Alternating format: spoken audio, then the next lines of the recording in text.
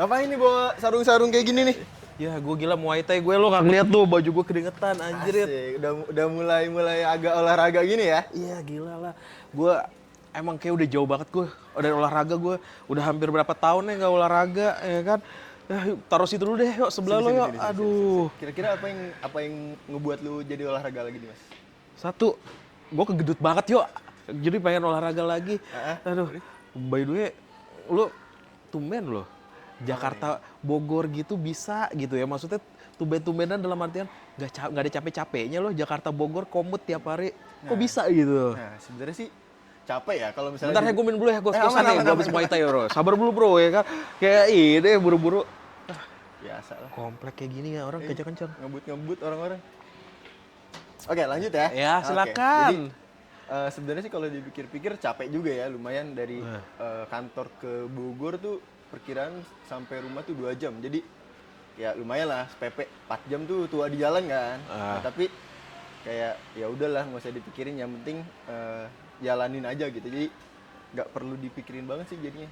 Tapi lo nih Bogor kan hitungannya itu 2 jam tuh udah sama lo menuju ke kan itu PP ya maksudnya. Itu dari stasiun Bogor lo ke rumah masih jauh.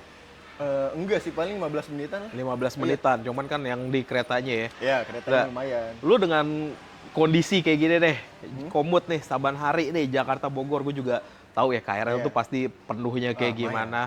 Lu kira-kira lu ketika sampai kantor, mood lu tetap oke atau mood lu jelek gitu sampai kantor? Nah, sebenarnya kan gue kalau sekarang tuh kayak udah template aja sih, kayak misalnya bangun dari mulai 6:30 tuh, terus kayak beres-beres, mandi, sarapan. Terus gue tuh masuk kantor kan jam 9. Nah, gue tuh nyari kereta yang nggak terlalu rame. Jadi gue tuh tips gue tuh misalnya kayak gue naik kereta yang jurusan Bogor Manggarai. Karena nggak serame Bogor Jakarta Kota. Dan gue bisa duduk dan tidur dengan tenang. Oh, jadi gitu. lo manfaatin jarak itu juga dengan istirahat. Betul. Tapi kan nggak hanya itu dong, pasti ada hal lain. Misalnya mungkin karena lo rajin olahraga, karena gue yakin banget olahraga pasti sedikit banyak kan membantu kan? Banget. Karena gue kan biasanya balik dari kantor tuh langsung banget nih, misalnya jam 6 balik, langsung balik karena gue kan yang pertama perjalanan kan lumayan tuh, hampir 2 jam.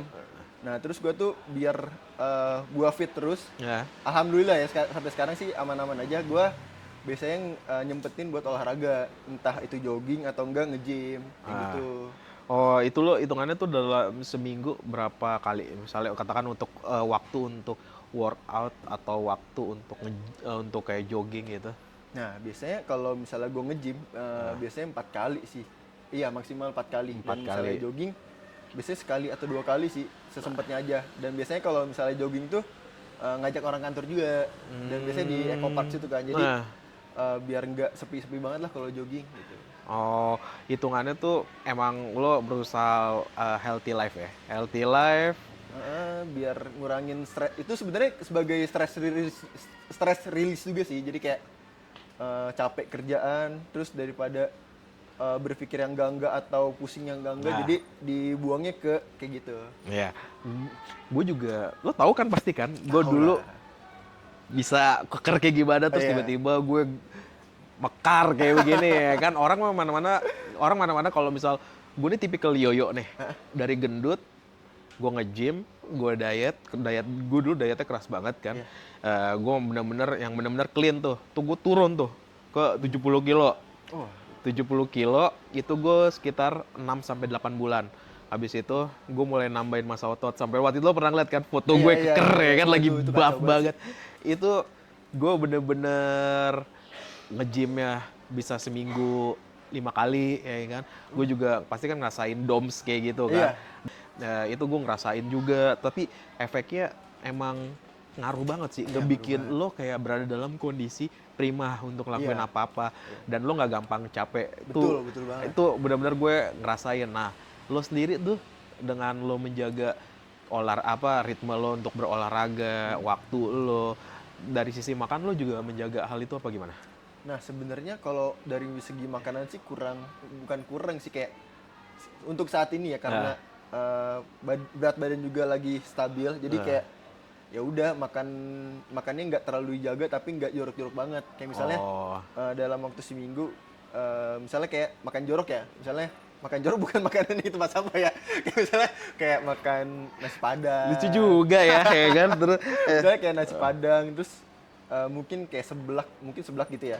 Nah itu bisa sebulan sekali, 2 kali mungkin kalau misalnya lagi pengen banget gitu. Jadi kayak ditambah kayak nasi padang kan nikmat banget ya. nih, itu nggak usah lo bicarakan, Iya itu udah kan? pasti semua Itu orang tuh setuju.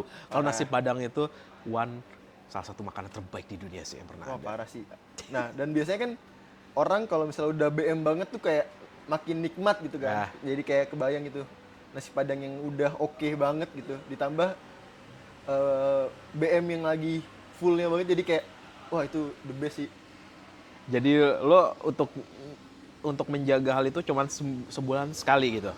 Iya bisa dikatakan kayak gitu sih. Sisanya lo makan walaupun nggak terlalu bersih, tapi hitungannya masih terjaga lah ya. Iya iya. Dan gue biasanya makan siang di sini kayak masak. Biasanya gue masak sih, emang buat ngehemat juga ya. Jadi masak di sini dan malamnya tuh biasanya makan setelah nge-gym dan itu ya udah kayak makanan rumahan aja gitu. Oke. Yang ada ya di rumah. Itu lo emang efeknya untuk jangka panjang dari lo segi ketahanan tubuh dengan lo komut itu terasa banget ya. Untuk saat ini iya, dan sebenarnya gue juga agak gengsi sih kayak ngelihat orang-orang yang udah cukup berumur gitu ya, ngelihat kayak ih pernah ngelihat ini orang kayak kok masih kuat gitu. Kayak Adera ya, 55 tahun gitu ya. Iya, Iya kan? iya kayak orang-orang Adera. kayak udah ubanan kayak udah tua gitu tapi masih kuat untuk komuter Jakarta Bogor gitu. Iya, iya, iya. Karena gue juga ngerti sih ya, gue makannya juga udah mulai balik lagi nih ke dulu kan.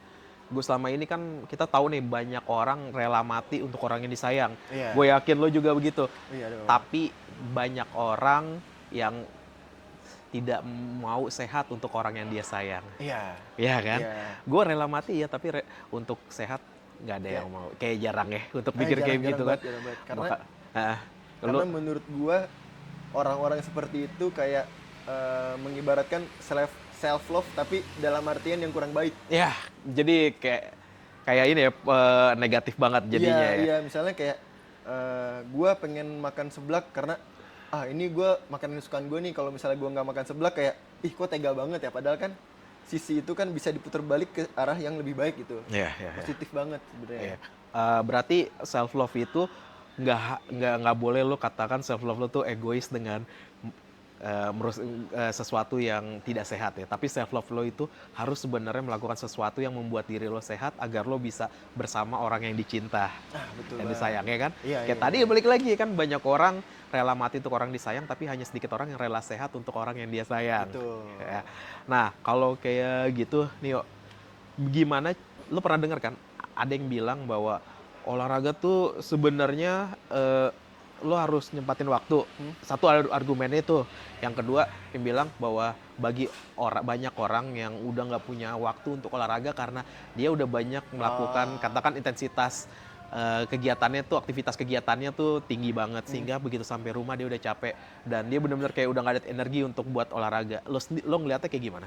Nah, menurut gue juga kayak sebenarnya dilihat dari intensitasnya sih. Misalnya kayak mungkin gue kan yang di Jakarta, Bogor, dan PP itu kayak masih sempat untuk olahraga. Jadi intensitasnya nggak terlalu tinggi ya. Nah, mungkin bisa berubah kalau misalnya POV gue kerja sekarang PP Jakarta, Bogor, Tangerang. Itu kan makan waktu banget ya. Mungkin gue juga bisa sampai rumah lebih malam dan berangkat lebih pagi kan. Dan itu capek pasti. Capek banget. Nah mungkin untuk menjaga buat badan gue lebih fit gitu, mungkin gue bisa ngakalin kayak di Sabtu Minggunya atau enggak gue nyempetin olahraga mungkin di dekat kantor atau enggak ya di weekendnya sih. Kalau gue sih mikirnya untuk olahraga bisa di weekendnya sih kayak gitu.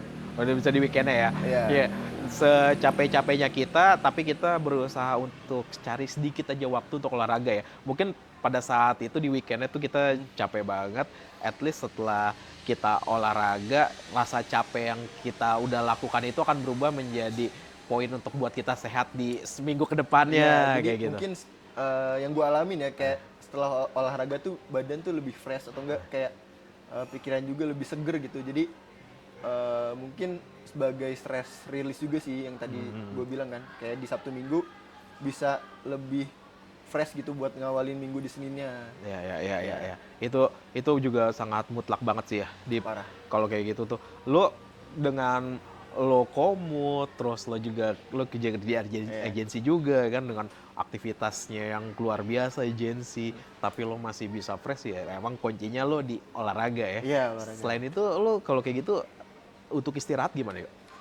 Nah, untuk sekarang sih udah template ya. Misalnya gue masuk kantor kan jam 9 dan bangun tidur tuh setengah 6. Ah, Nah, dari perkiraan dari sini ke Bogor kan paling cepat setengah 8 ya. nah, Dan gue tuh biasanya nge-gym sempetin dari beresnya tuh jam 9 sampai setengah 10-an tuh. nah. Nah, dan biasanya gue jam 11 paling cepet udah tidur. Jadi kayak jam 11 bangun jam setengah 7 dan ya udah template gitu. Jadi selain dari olahraga, pola tidur juga gue dijaga sih biar tetap fresh juga sih. Ya gimana pun juga olahraga hanya ngebantu ngebuat lo fit, tapi tidur itu yang cukup penting ya juga ya, ngebuat lo supaya lo bisa istirahat segala macam otot lo ya, yang udah lo gerakan seharian ini ya kan.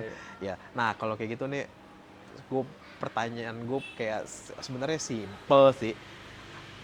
Apa yang harus orang mulai lakukan ketika dia ingin mulai hidup sehat? Sebenarnya kalau menurut gue ya, pola hidup sehat itu nggak bisa didorong sama orang lain. Oke. Itu harus dari diri sendiri. Entah amit-amitnya dia kena musibah atau enggak kenapa-napa gitu, atau enggak kayak dia sadar entah kalau gue ngalaminya celana nggak muat, baju nggak muat, itu udah mulai sadar tuh untuk memulai pola hidup sehat yang gitu kan. Atau enggak dia biasanya FOMO. Kan biasanya orang-orang kan rata-rata kan FOMO ya, entah FOMO atas makanan atau enggak film. Nah, sebenarnya nggak apa-apa sih kalau FOMO kayak gitu, dan lebih baik FOMO ke olahraga. Itu nggak apa-apa banget sih menurut gua. Jadi FOMO olahraga tuh nggak apa-apa ya, kayak Nggak apa-apa ibaratnya lari-lari lagi ngetren lo juga nggak ada masalah. Nah, itu. Apapun bentuknya selama itu aktivitas yang ngebuat badan lo mengeluarkan keringat atau berolahraga, itu nggak apa-apa dilakuin ya? Itu nggak apa-apa banget menurut gue ya. Entah, Nah. kan sekarang banyak banget yang kayak patah hati berujung kayak jogging atau enggak di umur segini orang-orang tuh lebih suka lari karena stres atau enggak ada hal yang lain gitu. Itu menurut gue nggak apa-apa banget sih. Oke. Ya gue sekarang jadi semakin ini lah bersemangat nih ngobrol sama lo nih. Asik. Ya udah ya, dalam yuk. Ya.